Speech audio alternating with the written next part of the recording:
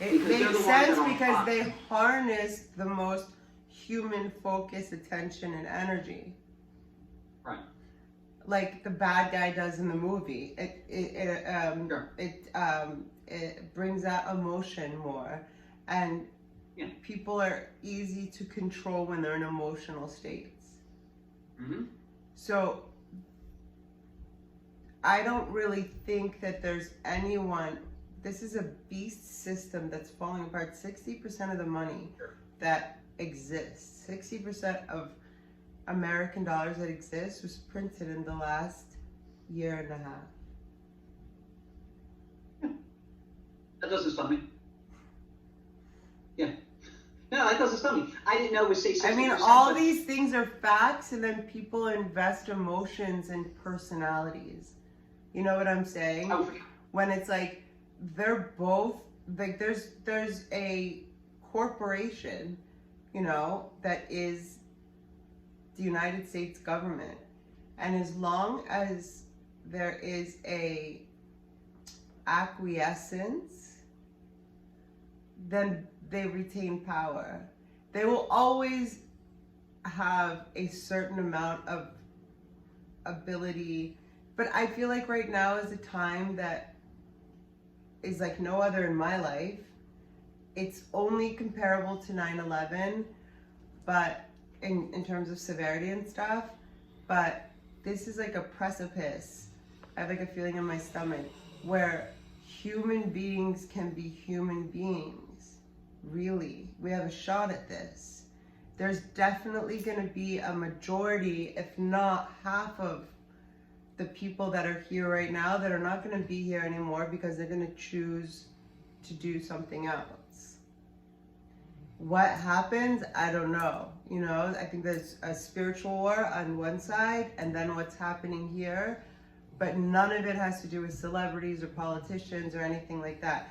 Yes, negative people. You know Game of Thrones? Did you ever see that show? No. Okay, so it's just basically concepts remind me of that, like how they have this sort of like very high, affluent, and unapologetically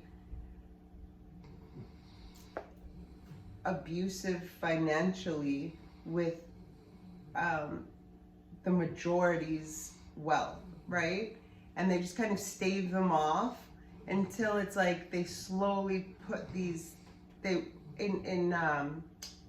sort of in segments, they put out these things to make people react. The thing is now there's things like Facebook that use psychological like studies, proven ways to increase and decrease dopamine, keep users on. They have like targeted areas where like it's been like, this is not the fake 60 Minutes whistleblower, but they'll go to like prominently black areas and put more and more negative sort of things that are known to increase adrenaline. And then, oh, what do you know, protester like just in this area. You know what I mean? Like different ads will come up. They completely manipulate the psyche so much at this point that even people like me, I know I'm manipulated to a certain degree, as much as I try to be actively not succumb to it. They put like elf waves in most speakers, stuff like that, you know? I say to myself constantly like mantras, like backup mantras, you know, like I have dominion over myself, things like that. But most people are not aware. They never think about this.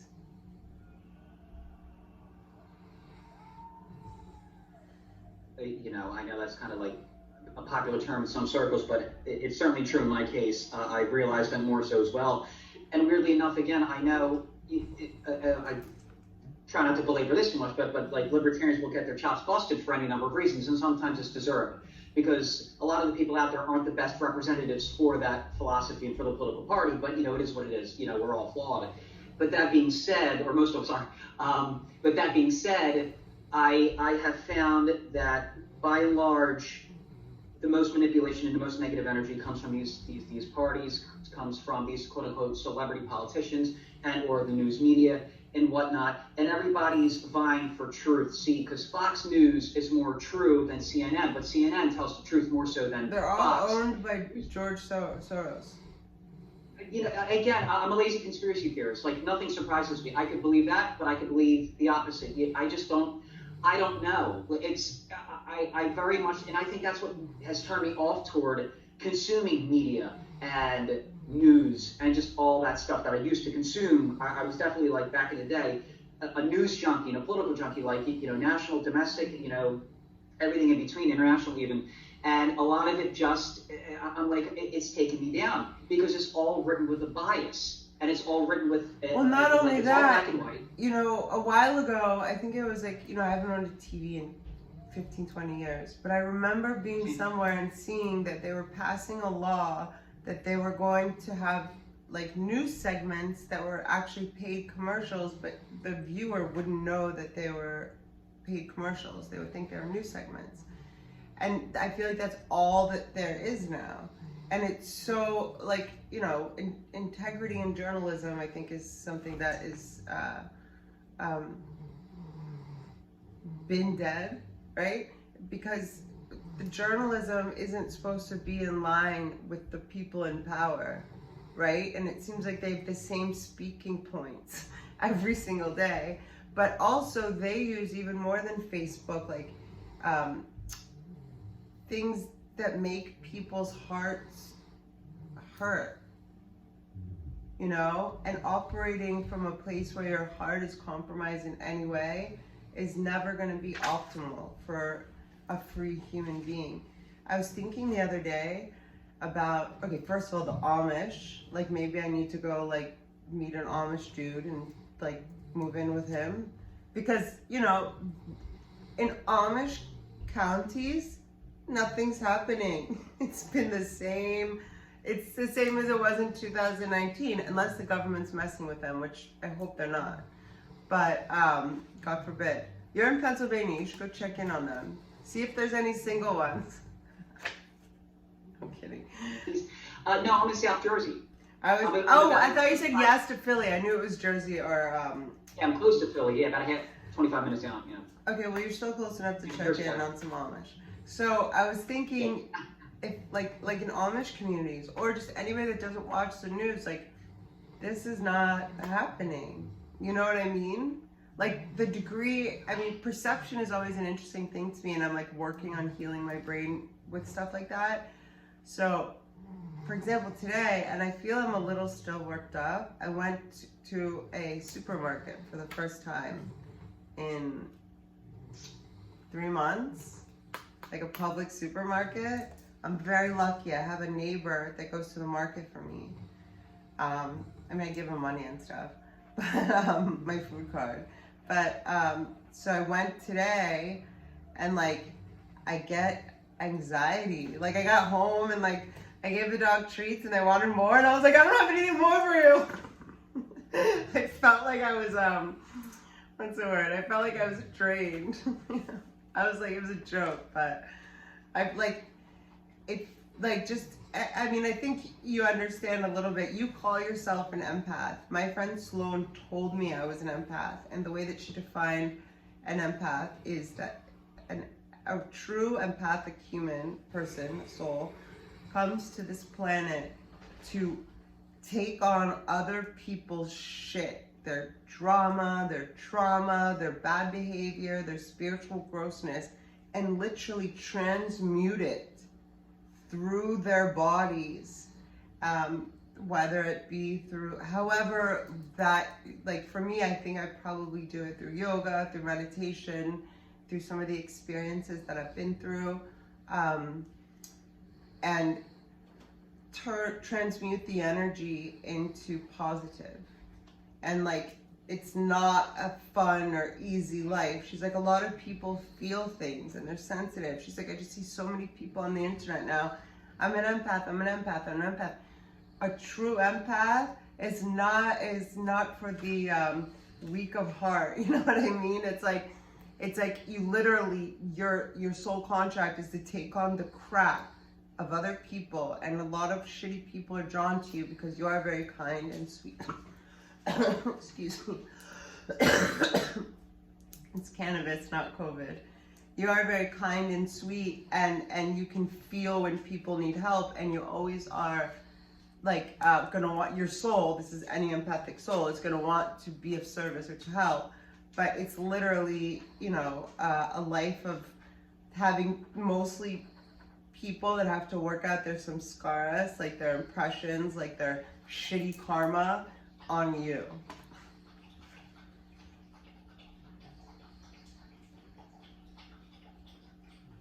That hasn't been the case throughout my entire life.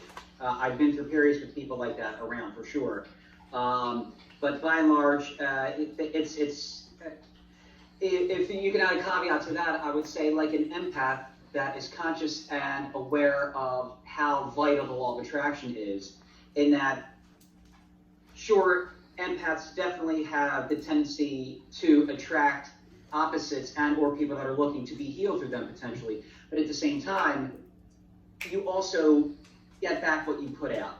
And that is a big thing, you know, with LOA, of course. And I've been lucky enough to not have that be a consistent, you know, consistent part of my life throughout it, that I haven't always attracted that. And lately especially, I mean, just as I'm accessing the energy I've been accessing through my meditations and sensual transmutation sessions myself and whatnot, I realized especially that, you know, if this makes sense, I kind of almost see it, you know, tying in for me to my lack of, I guess, you know, obviously, well, people know by now, and if your audience has paid attention to our podcast and my podcast for sure, my lack of sex, being a virgin, being somebody who's just always been more conservative in that regard. Your lack of sex with another person. I'm sorry? Your lack of sex with another person. For sure, exactly, because I think in a lot of ways, because I'm a blank slate, and because I this hopefully doesn't sound too corny, but I may potentially, I don't know for sure, have a healing power within me in regards of that, where the person that I'm with more than likely isn't going to be another virgin, and that's fine. Like I wouldn't expect that, but it's something that I could potentially heal that person through my energy as well. And I'm listening. I think that intimacy, sex, all that stuff is meant to be healing for both people anyway. You know, sure. As a standalone thing. Like Osho is a really important teacher of mine. He's in heaven, but you know about him? Good. He said that I don't remember if he says sex. He has a funny lisp. He says S is really funny. Sex is the highest form of meditation. But he says sexual relations are the highest form of meditation. You know, he talks about everything material being so that people can experience the feeling that's parallel to the feeling of love. That's why he would wear Rolexes and stuff. He had Bentleys. But he was trying to deprogram people's minds back in the 70s. The government messed with him a lot.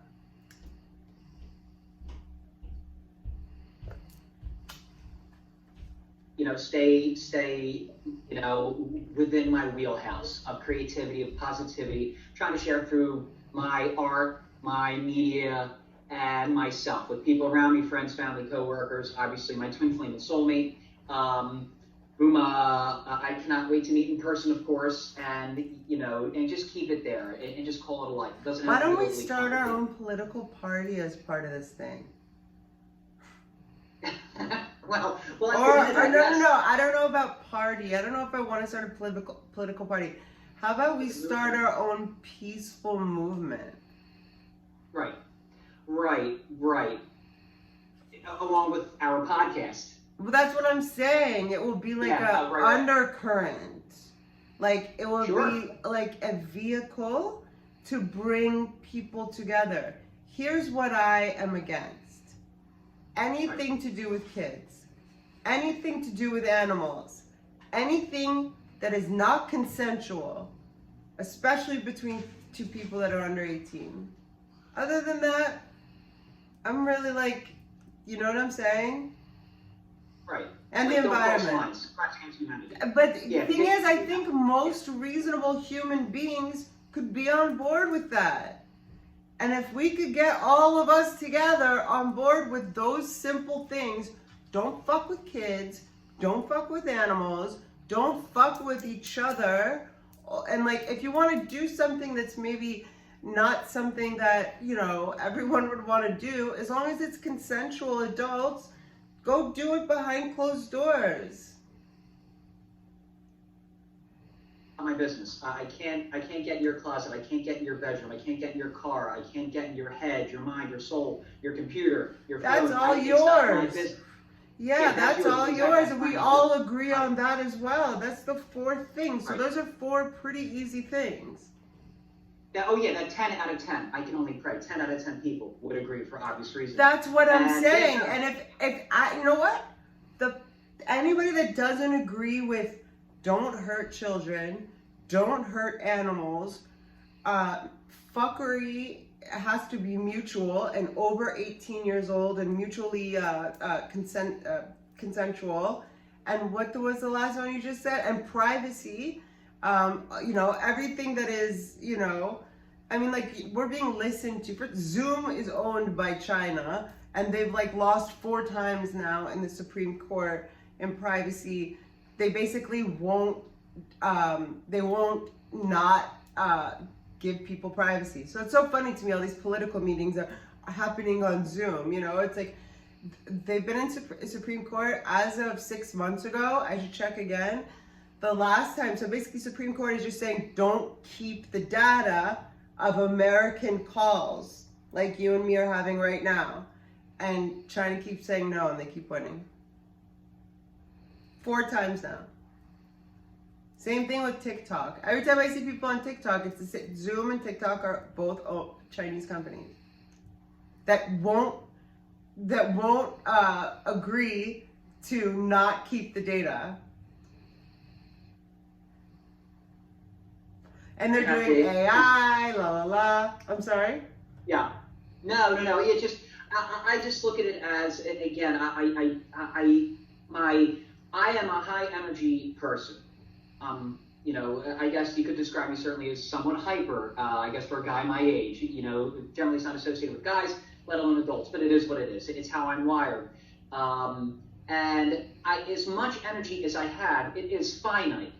And I don't want to devote it to, again, stuff like that I don't like, especially with a lot of these apps and these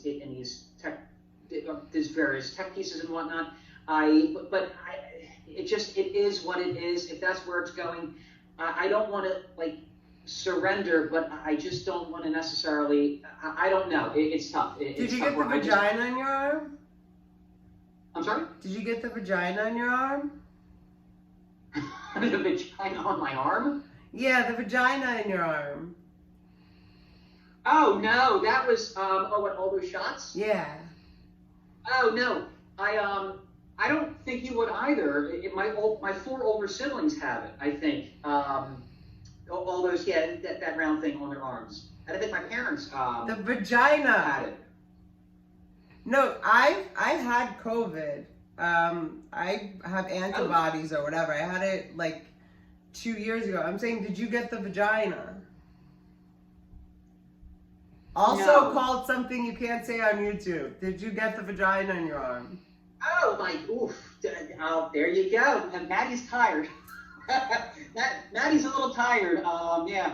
You're the first person that hasn't known what I'm saying when I say that.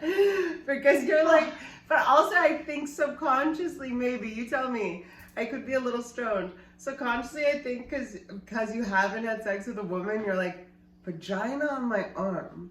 What would the vagina on my arm be? What is she talking about? Was part of it you thinking that I was like referring to something sexual that you didn't know about? For something, but I felt like back in the day, you'll see like the scars on like, I think it was. No, did you get one in the last 2 years? No. Oh, cool. Okay, good. But, I mean, not yes, good. yeah. I want anyone to do whatever they want to do. Exactly. Exactly. But in terms of something you just said, like I read something, and there's materials that are meant to be connected to an external server and manipulated through apps, the metals and stuff that are in the vagina. When you put it like that, God, does the mind wander? Listen, again, I'm a lazy conspiracy theorist. I can, you can probably convince me of anything, but it's just all the energy in which you engage it. That's why I kind of just disengage from everything, because. And you just got a job as a manager at a gym, and they didn't make you get the vagina. I'm very happy. So far, yeah, that hasn't been a thing, and I've hinted around. Believe me, I like around the people, the district and the regionals and whatnot. So did far, you have it or no? You haven't had it. No. I'll be honest with you. What? Because the antibodies are stronger. The Israeli test throws it out of the water 13,000 times safer.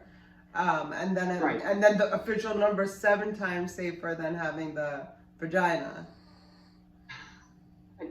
I mean, you've had the flu. The flu didn't take a vacation for a year. This is so crazy to me. Well, again, I'm trying to give you a protection. And or you're obviously against abortion. And the fetal cells in there, you don't want them. Look, again, it's I'm one of those giving things you, where, I'm like in code, speaking it now, not code. I was trying to give you and your listeners at least 2 ways to not be forced while they're still pulling this nonsense, which they can't pull for long, because look how desperate they are. It's a push before whatever. I heard this guy in Canada say that from an inside source, after a certain amount of people have gotten it, it will not be mandated anymore. The Navy SEAL said, go fuck yourself. Yeah, no, I know. See, they said we get vagina in other places. We don't want it in our arm. Yeah, well, sorry. When you're Navy SEAL, I think it's very easy to, when you're a high energy writer from South Jersey with an accent and a podcast and, just all the things that are, my people, air quotes, it's like, we're not exactly magnets for that sort of thing, whereas Navy SEALs can very easily, I imagine, get that, action, shall we say, when they're out countertailing your, I don't know what the term is. Oh, you're talking about vaginas. I was thinking you were talking about vaginas. There's Voldemort vaginas, and then there's just vaginas. Well, again, you're talking to adult versions, so I hope this is not too profane for your audience. This is going to take some tricky editing, but no worries. My audience, they appreciate it for sure. Especially, listen, you're one of the reasons why I have definitely expanded the topics that I've covered. I've been, tiptoeing around for a while with other people that I've spoken with, or just my solo podcast for a good bit in topics of, I've been covering LOA for a while, and just positivity, certainly. That's been a big part of my life in general, my nearly 40 years of existence, let alone the last few years. But more so, I think one of the first podcasts we had, that's called 39 Years of Version, the Worst X-Men, and then in parentheses, I put size as if I'm sighing, because I'm busting my own chops about it, where you and I started talking about, first we were talking about how awesome dogs are, and then we started talking just about, these components of my life. And you have made it a lot easier, for sure, in just being open and honest with my audience and listeners and whatnot, just about where I'm coming from. Because, I've hinted about it for years.